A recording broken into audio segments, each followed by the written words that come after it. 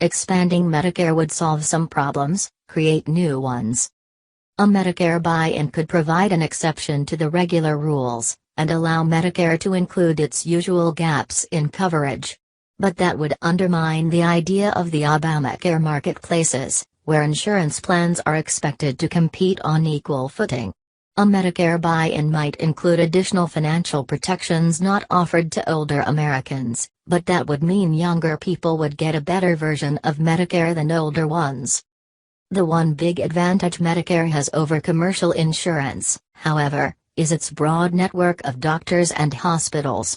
Most Obamacare plans limit their customers' choice of medical providers. But every hospital and most doctors accept Medicare. That means that patients would have more choices with Medicare, even if they might incur higher costs if they need a lot of treatment. Would the option make Obamacare less expensive?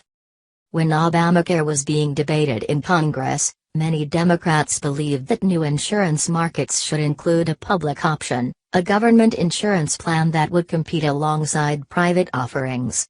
The proposal ended up being cut from the final legislation, but advocates thought the plan would help increase insurance choices for consumers and would help put downward pressure on prices for private companies, since the government plan would lack a profit motive.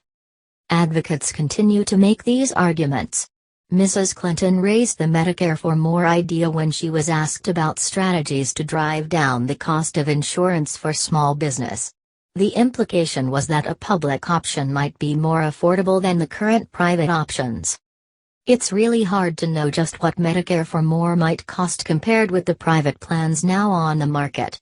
A lot depends on technical questions about how the prices would be calculated, but the evidence from the current Obamacare market is that most private insurers are already feeling substantial pressure to keep prices low.